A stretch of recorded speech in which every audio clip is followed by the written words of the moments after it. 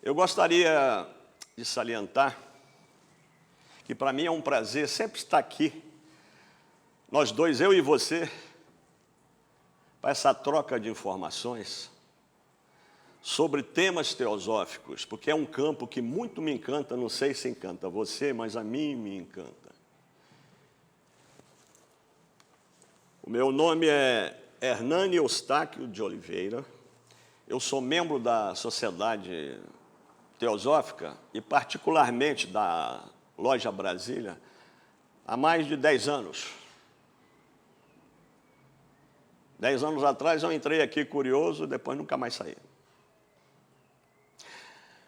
E hoje estamos aqui, eu e você, para falar sobre este tema, as forças da natureza. O que são elas? É fruto de mecânica pura, aleatória, ou existem inteligências por trás? O que você acha? Perfeito? E desenvolvendo esse tema, eu tenho um propósito. O propósito dessa vai ser uma conversa. Espero que seja uma conversa. Não encare como uma palestra. Vamos conversar. O meu propósito, que é um objetivo, é que ao final nós compreendamos um pouco melhor esse nosso cosmos, esse nosso universo, como ele realmente é, mas à luz da teosofia. Será um enfoque diferente do usual, não é um enfoque científico. Digamos, é um enfoque místico. E para que atinjamos esse objetivo, eu pretendo seguir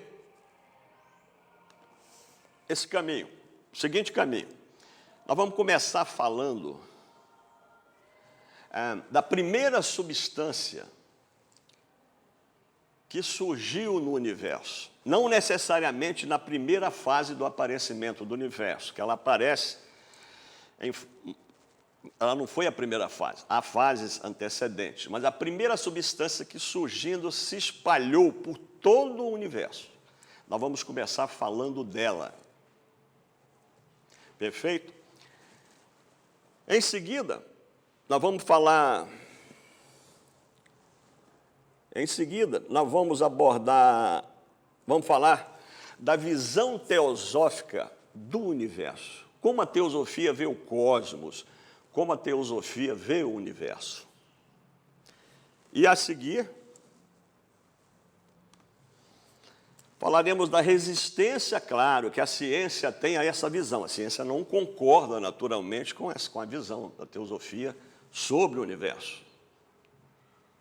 A ciência que estuda o universo, não inteiramente, há cientistas que sim, e a ciência cada vez mais está abandonando o seu viés materialista. Então nós vamos falar dessa resistência da ciência e fecharemos essa conversa. Eu coloquei fazendo algumas especulações lógicas, vamos especular no campo, esse campo invisível, o campo do desconhecido. Serão algumas digressões filosóficas na área do possível e do provável, não na área de fatos. Perfeito? Muito bem.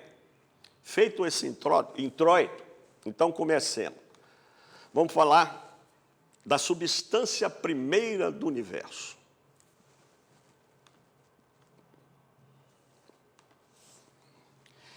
Segundo a teosofia, como ele ensina, existe na natureza, assim que o universo manifesta-se no grande espaço vazio, espaço que é infinito, ainda não está delimitado, no mundo do não ser, porque quando o universo passou a ser, antes dele era o não ser, nada havia manifesto. Então, quando o universo surgiu, digamos assim, emanou desse não ser, surgiu também uma primeira substância que se espalhou por todo o universo. ocupou todos os confins desse universo. E até hoje está presente. Não existe um espaço na natureza onde ela não esteja. O ocultismo dá a essa substância o nome em sânscrito de akasha. Entretanto, ela, por ser substância, ela é material. Mas ela não é da mesma natureza da matéria como a conhecemos. Essa matéria que conhecemos é um desdobramento até o nível grosseiro desse nosso mundo, da percepção física, dessa substância primeira. Ela, para nós, ela é imperceptível, é invisível, é inodora, é inaudível, intocável e, portanto, inexistente. Porque o que nós não percebemos, para nós não existe. Verdade? E dessa forma, as leis físicas da ciência, essa lei que os cientistas elaboraram, são incapazes de provar a sua existência. Não tem como a ciência provar que ela existe. Eles não a captam em instrumento nenhum, a não ser por inferência, porque já houve isso no passado. A ciência já fez isso no passado. Como? É o caso do éter. A ciência foi obrigada a admitir que existe no espaço interplanetário uma substância chamada éter para explicar como a luz dos astros chegam até nós, tanto do Sol quanto das estrelas.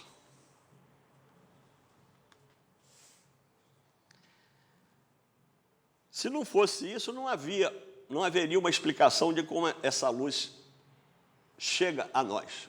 Por que isso? Eu explico. No século XIX, Einstein e Heisenberg começaram a estudar a luz, principalmente Einstein. E foram desenvolvidas duas teorias para explicar o que é a luz. E eles observaram que a luz tinha dois tipos de comportamento. Essa teoria hoje, eu ressalto, já não é mais assim defendida com tanta ênfase, ela está caindo no desuso. Einstein disse, a teoria, a luz, eles disseram que a luz ora se comporta como matéria e ora se comporta como onda ou energia.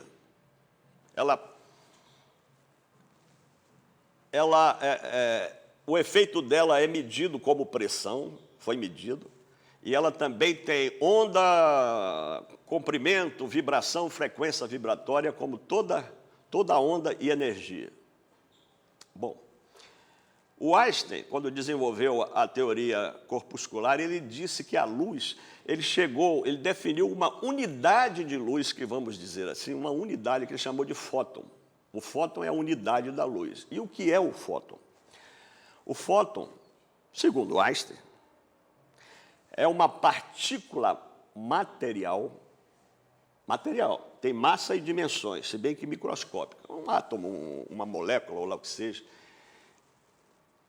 em alta velocidade, e assim que ela começa a alcançar velocidades bem altas, chega num ponto, ela começa a perder sua massa, a massa dela, se for medida, diminui, porque a sua massa começa a se transformar em energia.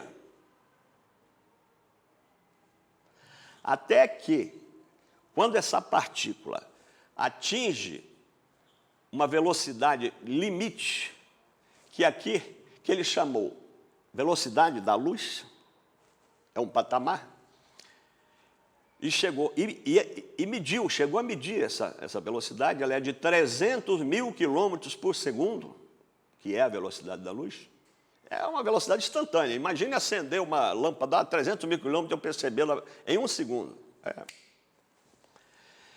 Então ele disse que quando essa partícula material atinge essa velocidade limite, toda a sua massa desaparece e ela se transforma em energia luminosa.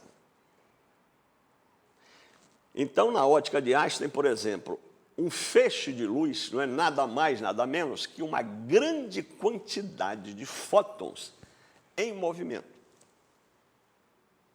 Certo? Mas nessa época também, que foi o século XX, a ciência chegou à conclusão de que o espaço interestelar, interplanetário, é vazio. Não há matéria lá. Ela não captou nenhum átomo no espaço. Sei lá, as moléculas estavam concentradas nas atmosferas dos planetas, etc, etc. Mas aí surgiu um impasse.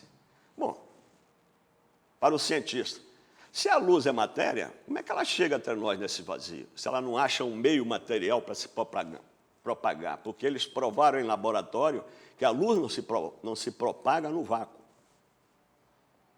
Para que a luz possa se propagar, é preciso um meio material.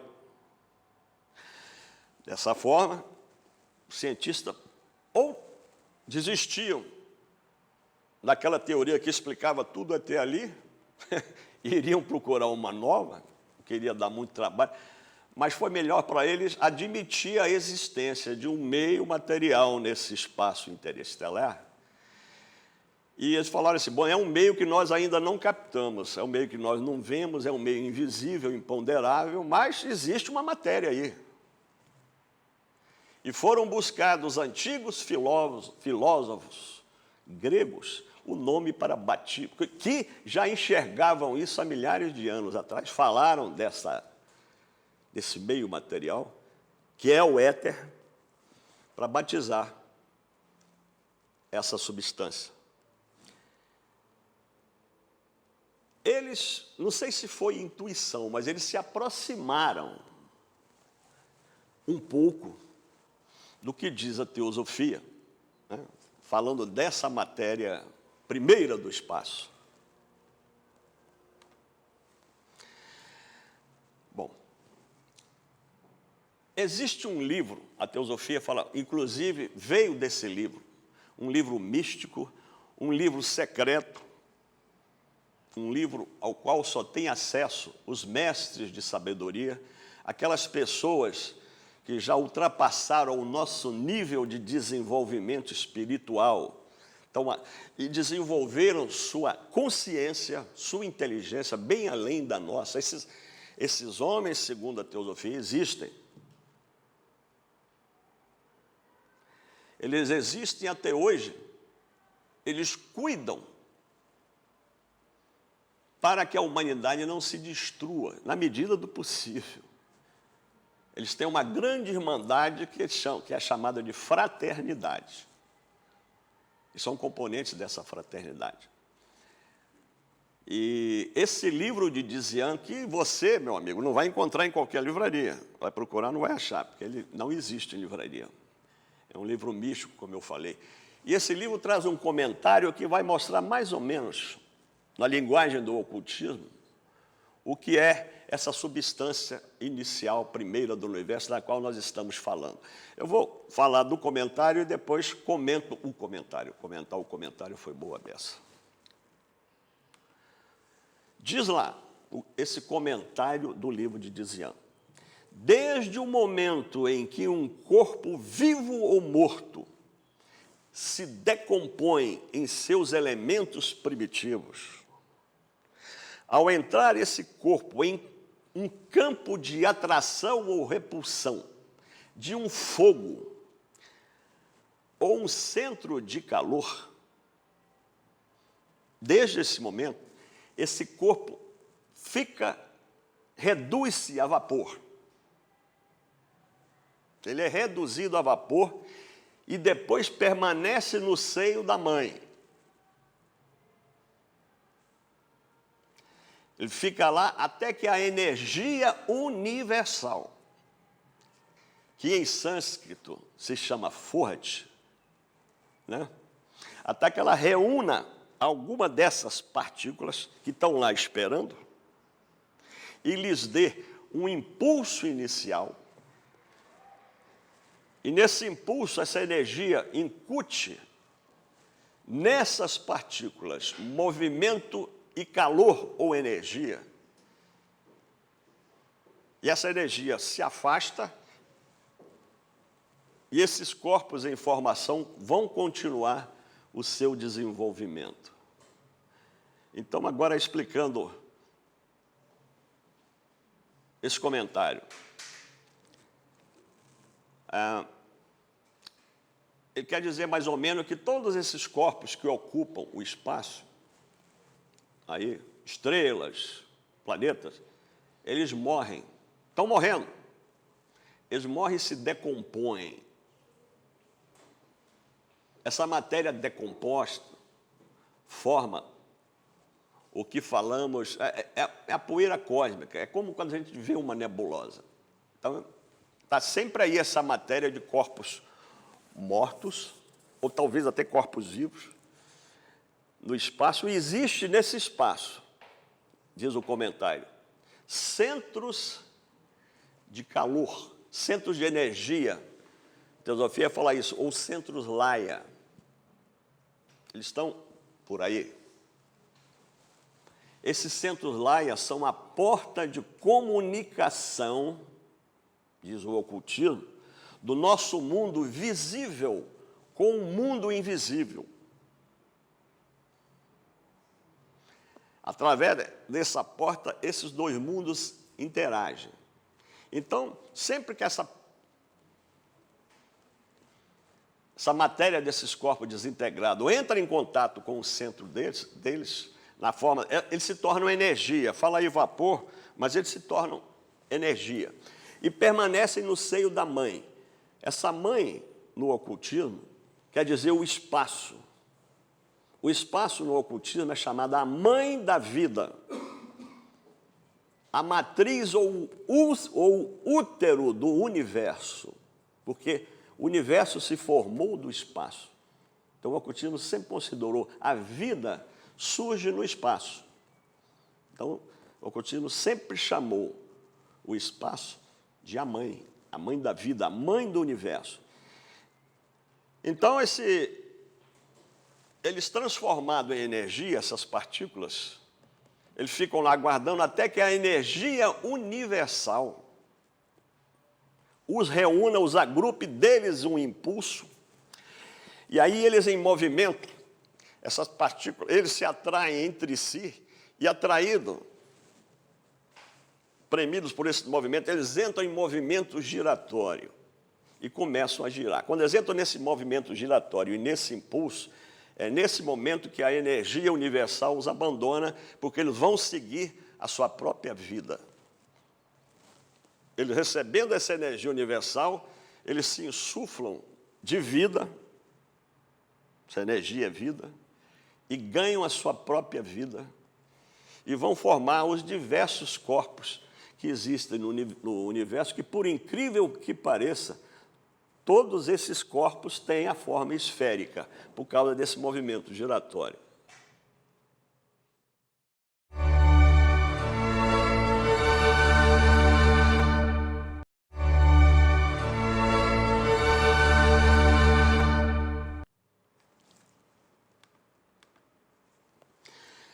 Muito bom. Após esse começo, como será esse universo que começou a se formar e à luz da teosofia? Como será para a teosofia esse cosmos, esse universo? Vamos passar a falar agora o nosso segundo assunto. Vamos falar sobre a visão teosófica do cosmos, ou a visão que a teosofia tem do universo, que é uma visão revolucionária, completamente diferente de tudo que tem aí. Olha, como nós viemos falando, vimos tudo aquilo, a energia universal, o comentário do livro de Dizian, pois os planetas, o Sol, os cometas, as estrelas, todas são feitas dessa substância inicial que nós falamos.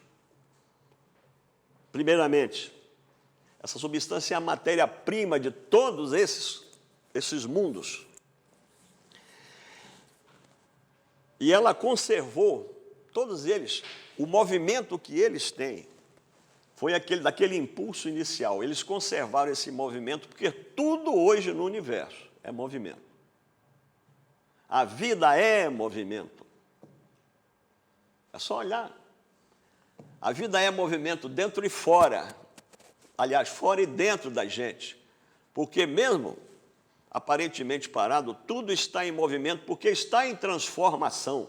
Não existe nada parado na natureza. O nosso corpo se transforma. O meu corpo hoje não é o mesmo de ontem. Assim como o meu corpo de amanhã será diferente. E assim é tudo que existe. Porque a vida é movimento.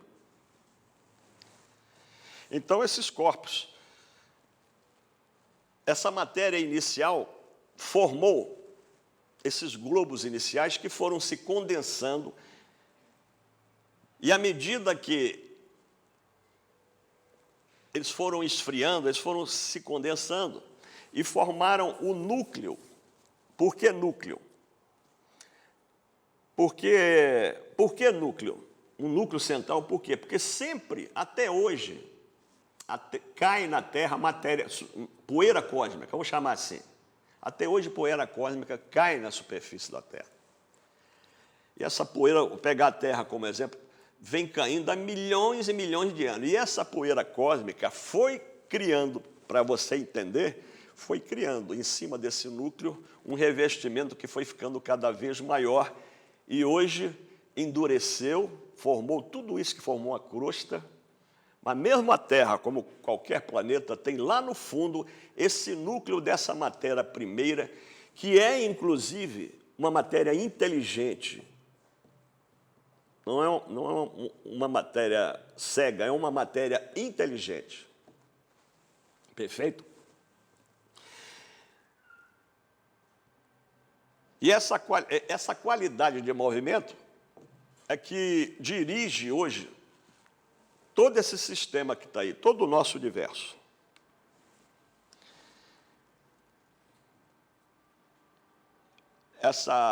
Como eu falei, então foi essa matéria que formou esse núcleo de todos esses mundos, de todos esses orbes.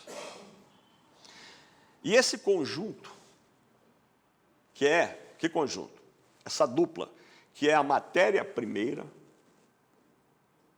e essa energia universal, esse conjunto, eles constituem o poder de movimento que o universo tem e o princípio da vida desse universo. Poder de movimento que é inerente a essa matéria e o princípio da vida que vem dessa energia, que é também a mente, que vem da mente universal do universo. Porque antes do universo existir, manifestou-se a mente do universo. Porque o universo é um plano, é um projeto que nasceu nessa mente universal. Esse conjunto é também a alma do Sol, a alma da Lua, a alma da Terra, a alma de Marte, a alma de Júpiter, a alma de Sírius. Porque uma coisa que que a teosofia ensina é que tudo tem vida, nada está morto, tudo tem uma alma. A Terra tem uma alma, assim como cada ser humano tem uma alma, tem uma essência. Perfeito? E esse poder de movimento é ativo. E esse princípio da vida é latente, ele é passivo. E ambos eles são o soberano e o guia invisível do corpo grosseiro de todo esse universo. Corpo esse que é unido à alma desse universo. Alma essa que é a emanação dos espíritos dos planetas. Nesse caso aqui específico, quando eu falo de universo, eu estou me referindo ao sistema solar. Às vezes, a teosofia é assim, ela fala de universo, mas na maioria das vezes ela está falando do sistema solar, que é o universo que nós concebemos, o universo da nossa consciência, que a gente consegue abarcar. O que vai além dele, nós só temos fragmentos e teorias. Então, o universo é o sistema solar. Então, essa alma dele, a alma desse universo, é a emanação de todos os planetas do sistema solar, inclusive a Terra. Interessante, né? Esses espíritos planetários, o ocultismo usa um nome para eles em sânscrito de Dyan-Shohans. Dyan-Shohans, essas entidades acima do nosso nível de consciência são os Dyan-Shohans. E eles, a essência deles constitui a alma do sistema solar.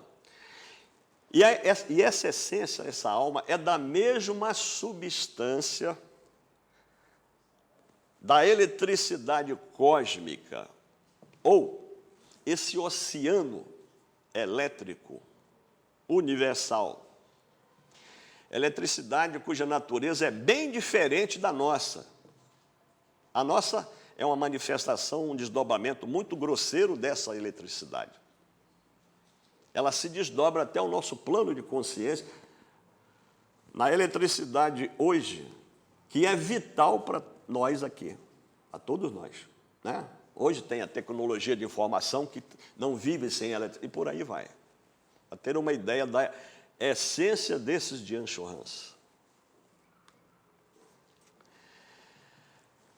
Essa essência desses espíritos planetários, ela é dual, como tudo é dual nesse universo. Ela tem dois aspectos. Tudo se manifesta sob dois aspectos. Tudo. Existe o quente, o frio, existe o doce, o amargo, existe o positivo, o negativo. É a manifestação da mesma coisa, é o aspecto da mesma coisa. E é dessa essência desses seres. E elas são as efluências, e são as efluências dessa dualidade, que é positiva e negativa. São essa dualidade que atua sobre a natureza, que atua sobre a Terra, e constitui isso que a ciência descobriu, e ela chama de modos de movimento ou de forças, ou energia da natureza. Já estamos vendo aí a composição do universo. Ele é algo vivo, palpitante. É aos efeitos dessa essência, desses seres, que nós chamamos, às vezes, de força centrífuga, força centrípeta, polo positivo, polo negativo, frio, calor, luz, trevas, etc. São os efeitos dessas essências. Para o ocultismo, as duas leis da natureza básicas, que a ciência considera básicas, que são ou força, ou lei de atração ou de repulsão entre dois corpos. Essas leis são dois aspectos da unidade absoluta, da unidade, ou da mente manifestada, que é o universo.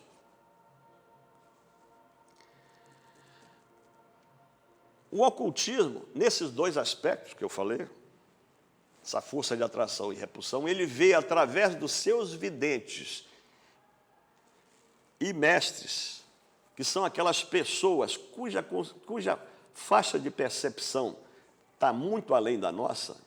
O ocultismo vê, nesses dois aspectos, ele vê uma legião de seres inteligentes agindo o tempo todo. É uma ação constante. Eles chamam de hierarquia construtora do universo. podemos também chamar de hierarquia administradora do universo. São inteligências. E essa essência de que, como nós falamos, a essência deles, essa efluência deles, eles são a causa de todos os fenômenos que acontecem na natureza.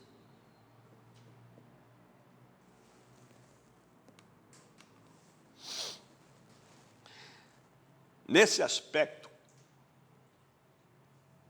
os cristãos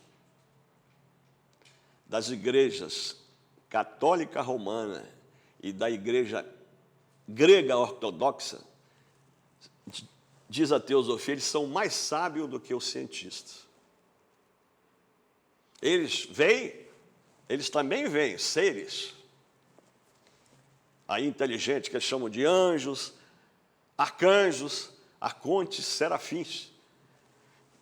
E a ciência, quando eu falo ciência, refiro-me à ciência materialista. E os cientistas materialistas negam tudo isso. E dizem que tudo é provocado pela matéria. Tudo isso é provocado pela matéria. Já houve um que afirmou até que a consciência é simplesmente resultado de reações químicas do cérebro. Não tem espírito, não tem nada.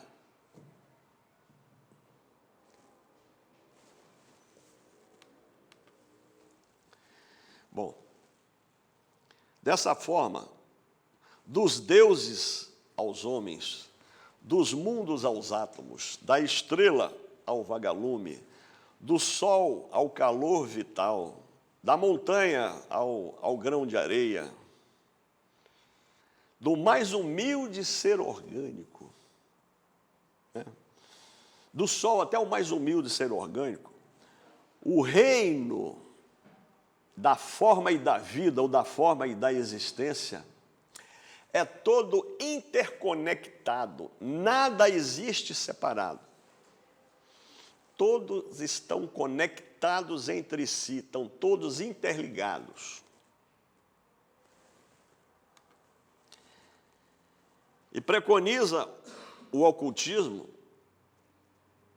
que, se a ciência lançasse mão de uma lei, a lei da analogia, comparando tudo que existe, desde o macro até o micro, pois o que existe no macrocosmo existe no microcosmo, que é o homem. A propósito, o homem é o reflexo do universo e vice-versa, e o universo é o reflexo do homem. Então, o ocultismo aconselha que, se a ciência estudasse esses elos dessa cadeia, mas os estudasse coordenadamente com essas conexões, essas interações, ela avançaria muito na compreensão desse imenso universo. Não ficaria, às vezes, dando volta.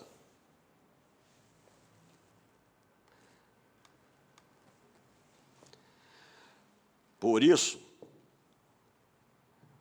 quando a teosofia, a doutrina secreta, o ocultismo, ela fala que o universo só tem existência na nossa consciência. Se nós não tivéssemos o universo na nossa consciência, ele não existiria. Aí ela fala aqui, porque só existe para nós aquilo que percebemos, só existe para nós aquilo que se revela aos nossos sentidos físicos, ao tato, paladar, olfato, etc., visão, audição, etc., etc. Se não se revela aos sentidos físicos, para nós não existe. Mas isso não existe para nós, mas não quer dizer que não existam. E existem, em função disso, mundos hoje que são invisíveis para nós e são superiores e inferiores a nós, em evolução espiritual, em evolução de consciência, em evolução de psiquismo.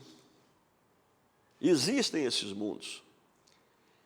E o ocultismo afirma isso que eu estou falando aqui, não é uma simples figura de retórica de metafísica, mas é um fato real.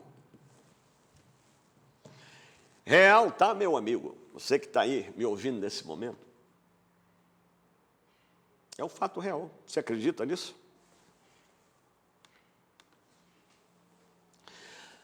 E a relação entre esses mundos, que são interligados, não é a mesma que várias caixas ovais, ocas por dentro, de diferentes tamanhos, onde vai se colocando uma dentro da outra, até que reste uma caixa enorme, contendo todas as outras. A relação não é essa, não é idêntica a isso. Porque essas caixas têm a mesma natureza, todas elas têm a mesma natureza. E no caso desses mundos invisíveis, cada um tem as suas próprias condições peculiares, completamente diferentes da nossa.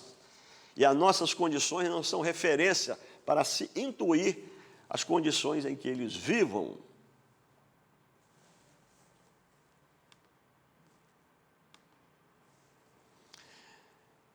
Muito bem. E a ciência? Nós falamos de tudo, mundos invisíveis. E a ciência? Concordam com isso? A ciência concorda com isso? Absolutamente não. Então, falemos da resistência da ciência agora. Vamos falar da resistência da ciência a tudo isso que falamos. Ora, os cientistas materialistas zombam de tudo isso, dão gargalhada. Dizem que nós, os ocultistas, estamos malucos, devíamos ser internados no manicômio. Para eles só existe o fenômeno visível, o invisível não. As causas invisíveis não existem. Para eles só existe o mundo invisível porque descobriram que é o mundo, nós vamos falar mais adiante, é o mundo das vidas microscópicas. Mas outro mundo invisível é impossível. Eles riem quando o ocultismo chamam a vida de princípio vital, princípio da vida, e falam que é impossível haver vida sem um organismo que a contém. Os fisiólogos, os biólogos, materialistas. Não existe vida distinta de um organismo, é impossível. Agora, mesmo pensando assim, hoje a ciência admite que as reações químicas, essas reações que a nossa química deslindou e permitiu explicar que essas reações formam hoje todas as substâncias existentes, a ciência hoje também admite que essas reações químicas são próprias desse nosso universo aqui, são próprias desse nosso meio. Não é necessário que elas sejam as mesmas em outros ambientes desse universo. Provavelmente são diferentes. Ela concorda com isso. Existem milhões e milhões de mundos que nos são visíveis, não é verdade? Existem mundos que nos são visíveis e também existem milhões e milhões de mundos que nos são invisíveis. Alguns desses mundos invisíveis são invisíveis em função da distância que se encontram de nós.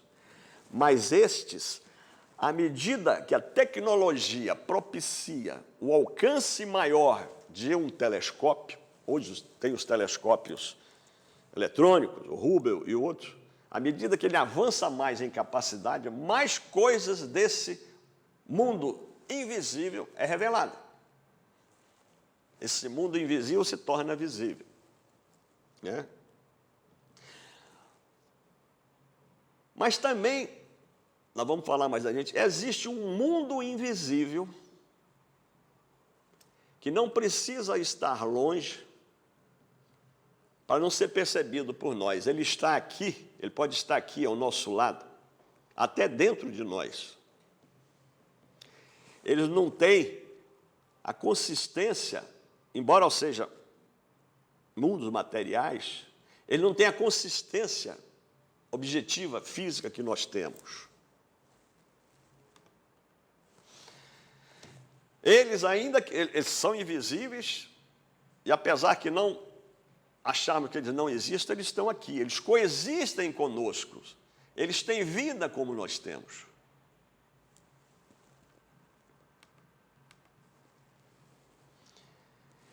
E os habitantes desses mundos, eles são tão reais, eles têm uma relação tão forte com o seu mundo, o seu mundo é tão consistente para eles quanto a nossa terra, com a sua dureza, a sua concretude, é para nós. Né? Há essa relação entre esses habitantes e esses mundos.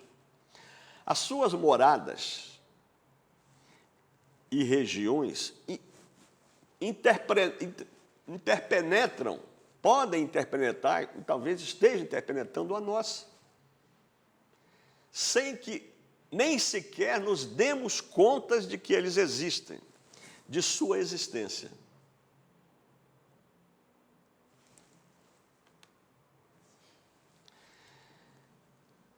Aqueles seres a que eu me referi, que são os mestres de sabedoria, seres que estão num patamar de evolução acima do nosso, por meio de suas faculdades especiais,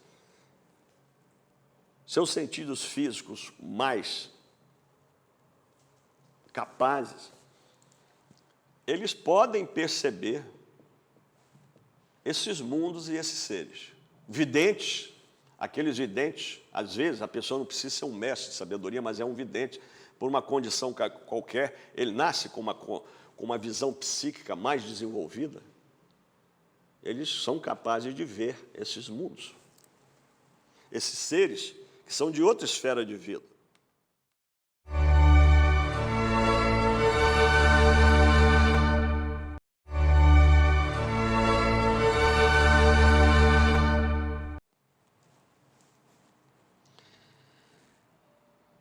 Aí vem uma coisa interessante, né? Estou falando desses mundos invisíveis que coexistem e coabitam conosco. E esses mundos existem, esses seres podem estar espiritualmente mais evoluídos do que nós, ou espiritualmente menos evoluídos. Porque a evolução, nem todos estão no mesmo nível. Agora, esses seres que são mais evoluídos do que nós naturalmente não entramos em contato com eles, porque a natureza, como eu direi, vibratória deles, de sua consciência, é muito mais elevada do que a nossa. Para que nós possamos estabelecer um elo de comunicação com ele, nós temos que elevar o nosso padrão vibratório, a nossa consciência, para que atinjamos a sua faixa de percepção. Aí podemos entrar em contato com eles. E o mesmo raciocínio se dá com aqueles que são espiritualmente menos desenvolvidos do que nós. Nesse caso, são eles que têm que fazer esse esforço.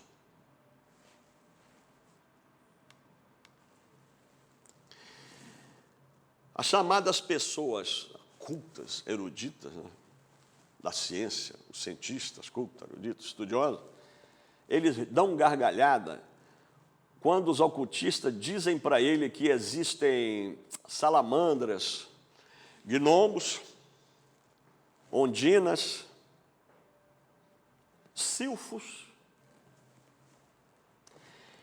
E eles acham um absurdo a simples menção de falar que existem esses seres. Falam, isso é um absurdo. Esse povo tem que ser internado. O cara que fala isso tem que ser... Isso é ridículo. Porque salamandra, ondina, sílfides, são os nomes que a Cabala deu para os espíritos da natureza, que estão nesse exército, que está agindo o tempo todo. São os elementais, os operadores de ponta de linha, que obedecem ordem dos generais lá em cima, e estão agindo o tempo todo na natureza. As coisas da natureza não ocorrem por uma mecânica cega, mas atrás delas, atrás desses efeitos, há causas inteligentes. O universo é um todo vivo, é uma unidade viva. Agora, a ciência com essa atitude, infelizmente, ela que faz a cabeça de muita gente, ela deixa essas pessoas que elas influenciam com a ideia ridícula de que nós somos os únicos seres conscientes e inteligentes do universo. O que é impossível. A nossa razão fala, não, isso não é possível.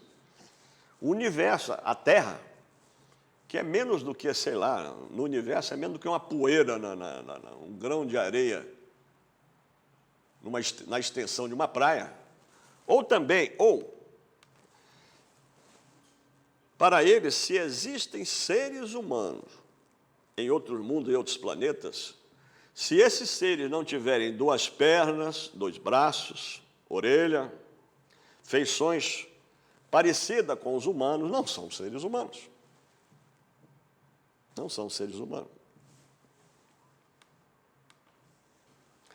Bom, quando um cometa atravessa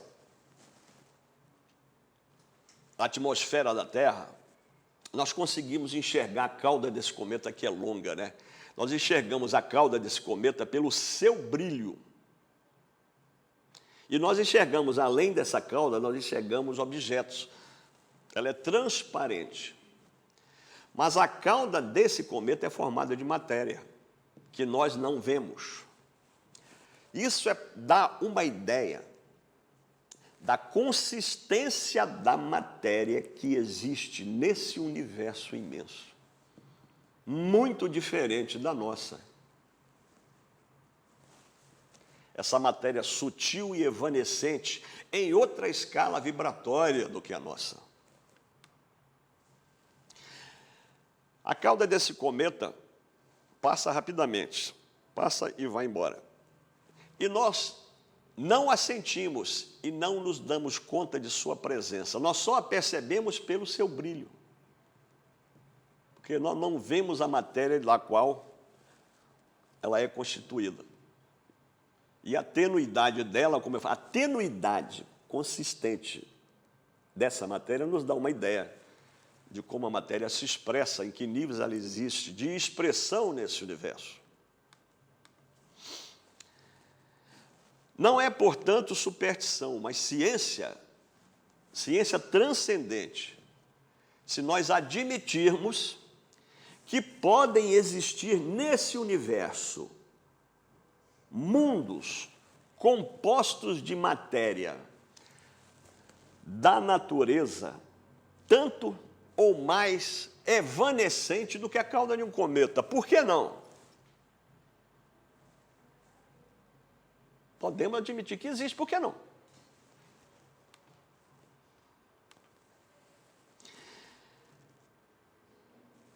Muito bom. A ciência, é fato que os cientistas, eles têm como campo de pesquisa o laboratório, onde eles testam as suas teorias, e se responderem às suas teorias, elas são verdadeiras. Eles têm um laboratório e um mundo visível. Mas é fato também, nós já vimos até aqui, que existe uma dimensão, além dessa que percebemos, existe uma dimensão do universo, como podemos ver até aqui, que vai muito mais além dessa que percebemos. Né? Bom, vamos entrar agora no campo dessa dimensão. Ela é imaginária para nós. Vamos entrar no campo dessa dimensão. E vamos falar, então, vamos entrar no campo, vamos fazer especulações lógicas, vamos fazer digressões filosóficas na área do possível e do provável.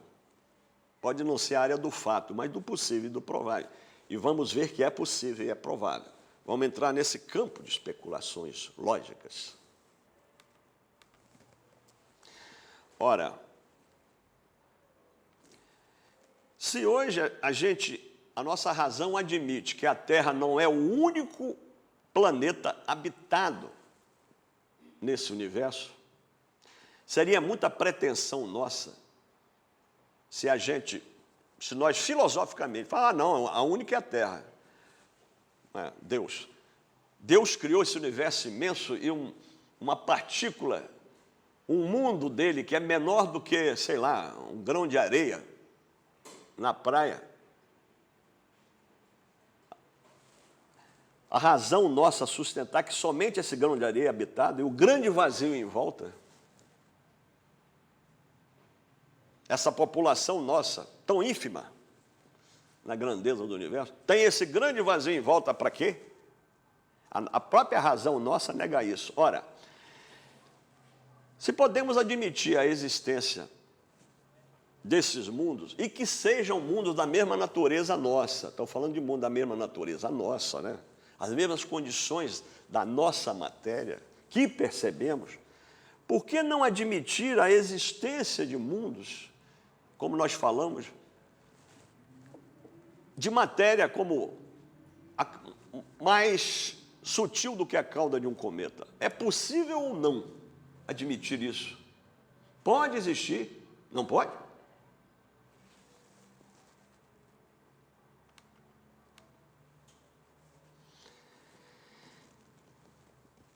Se nós pudermos, no exercício de imaginação, conceber que existam mundos compostos desse tipo de matéria, e imaginar que ele tenha habitantes, animais, vegetais,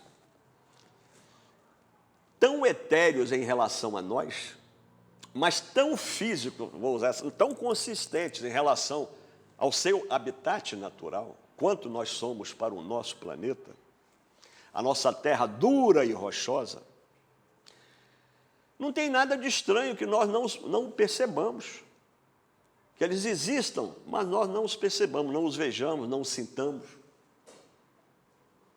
Não há nada de estranho nessa concepção, perdão. Em que essa ideia é contrária à ciência? Essa ideia é contrária à ciência? Imaginar isso?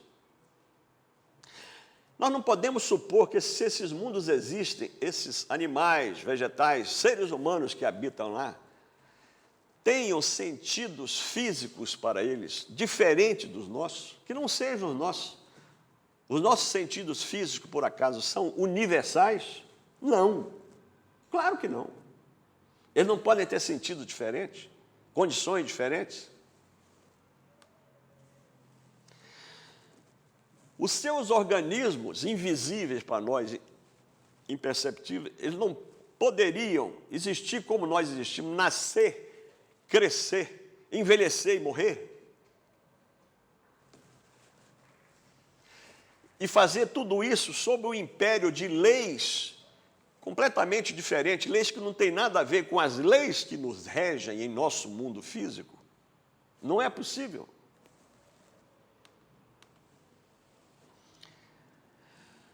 Ou será absolutamente necessário que todo ser humano que exista por aí tenha que ter a mesma constituição corporal do Adão do Gênesis, o primeiro homem que Deus criou?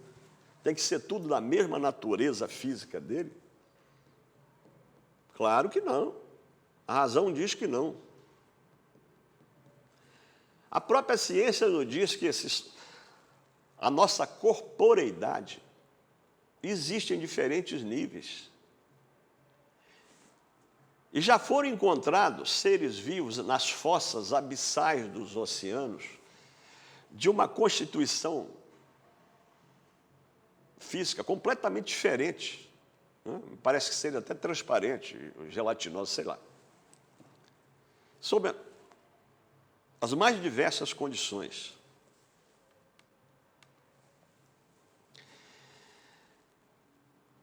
Nós falamos, existe um mundo invisível que a ciência hoje admite, graças a ela, que são o mundo infinito dos micróbios, das bactérias e dos vírus, que a ciência trouxe à luz na nossa cabeça. Eles passaram a existir, não tem nem... tem 200 anos, se não me engano, ou 300. Mas antes disso, durante milhares de anos, eles sempre estiveram aí, dividindo espaço com a gente, sempre estiveram aí influenciando o nosso mundo visível e objetivo, provocando doenças, ajudando-nos a fazer o metabolismo, ajudando o nosso metabolismo. Esses seres sempre existiram, mas para nós até que eles fossem revelados pelo microscópio, eles não existiam. E quando descobriram, o admirável, a consciência de mundo se expandiu. Não é verdade? E por que não é possível, já que existe esse mundo invisível em função da pequenez de suas dimensões constitutivas, sendo eles da mesma contextura física nossa, por que não é possível admitir a existência de mundos cuja matéria constituinte tem uma consistência diferente, completamente diferente da nossa, não tem a nossa objetividade, está além da nossa percepção? Por que é tão difícil conceber um mundo assim? Que existe, como existe o mundo dos micróbios, como existe o mundo dos micróbios e das bactérias.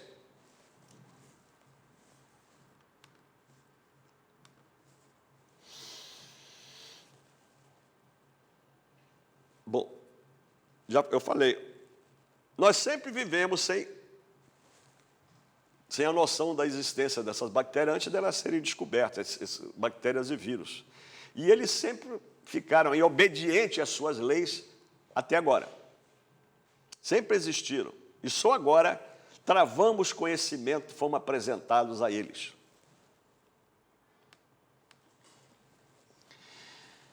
Quanto tempo foi necessário ao mundo, à Terra, aos planetas, para que ele se tornasse o que hoje é? Quanto tempo? Nós vimos lá atrás que no início foi formado um núcleo daquela matéria primeira. E depois foi se acumulando poeira cósmica e aumentando a massa, o envoltório desses planetas, até chegar aonde estamos hoje, né? E hoje, essa poeira cósmica acumulou-se. Não é possível pensar nisso, né, que essa poeira cósmica foi se acumulando durante milhões e milhões de anos. Esse revestimento endureceu, cristalizou-se e preservou um núcleo inteligente dessa matéria primitiva, que continua até hoje no núcleo da Terra, como nos núcleos de todos os planetas existentes, das estrelas, etc. Ok? A Terra, a Lua, o Sol, as estrelas, tudo que existe, o átomo, tem suas fases de crescimento, transformações, desenvolvimento e evolução gradual durante todas as suas vidas. Todos, Terra, tudo, todos eles nascem, tornam-se crianças como nós, tornam-se adolescentes, crescem, atingem a idade adulta, envelhecem, morrem e renascem. E nascem de novo, dando continuidade à vida. E se a Terra passa por isso, o ser humano passa por isso, o animal passa por isso, a montanha passa por isso, o átomo passa por isso, porque a humanidade é uma só. A humanidade também não está sujeita a essa lei. A humanidade não nasce, cresce, decresce e morre. Há só uma humanidade no mundo? Ou já houve várias? Sim. Nós somos uma humanidade nesse processo. Me parece que nós já passamos da maturidade. Estamos no envelhecimento. E vamos morrer um dia, assim como a humanidade antes da nossa. Já houve uma antes da nossa, que desapareceu para ceder um lugar para nós. E hoje estamos aqui.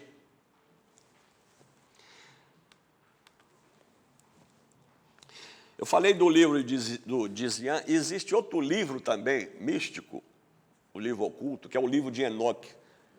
E nesse livro, esse livro reproduz o diálogo de um anjo, que se chama Uriel. Ele conversa com Enoque e diz o seguinte, ele fala assim, Enoque, O tempo dos pecadores, Enoque, significa o tempo em que a matéria alcança o seu máximo, o seu apogeu aqui na terra. Esse é o tempo do pecado. E o homem alcança o máximo de seu desenvolvimento físico. E ele só não acrescentou também, mas está implícito, alcança o máximo de seu desenvolvimento físico e o mínimo de seu desenvolvimento espiritual. Porque isso é uma fase.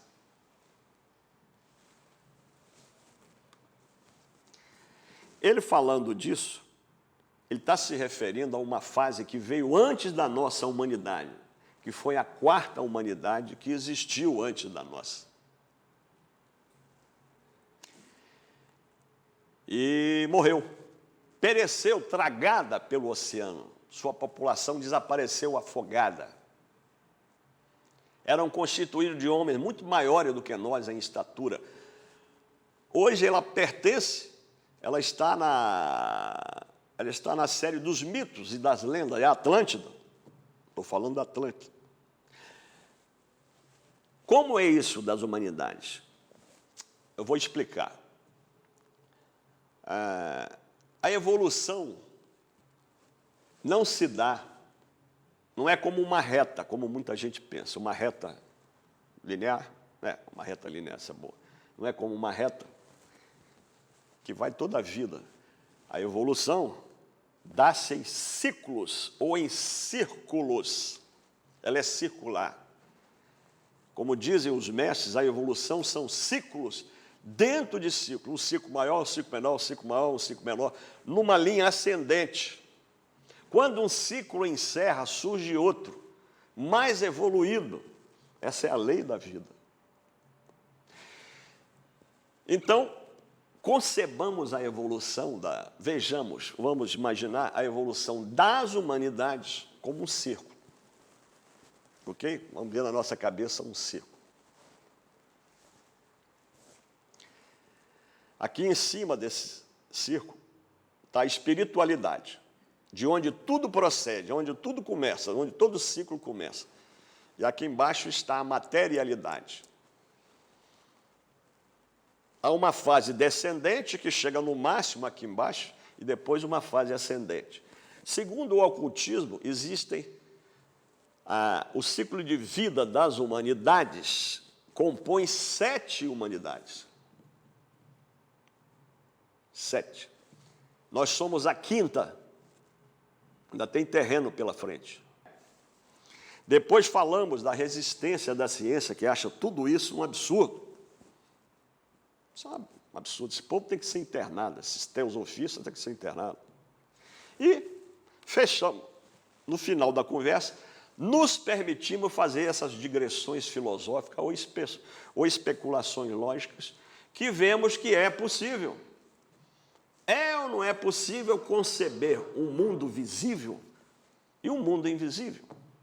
Um mundo invisível constituído de matéria que não é da mesma natureza que a nossa, que embora não possamos percebê-lo, ele existe, está aqui conosco, ao nosso lado, acima de nós ou abaixo, e dentro de nós. Correto? E assim temos a certeza que alcançamos o objetivo a que nos propusemos no início. Agora, eu e você e eu, nós compreendemos um pouco melhor do que antes o nosso universo como ele realmente é à luz da teosofia. Não compreendemos? Foi jogado mais luz nisso, à luz da teosofia, não à luz da ciência. Certo?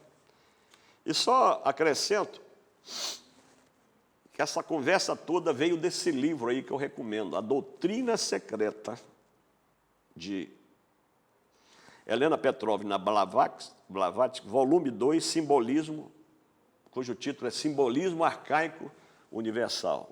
Eu recomendo essa leitura.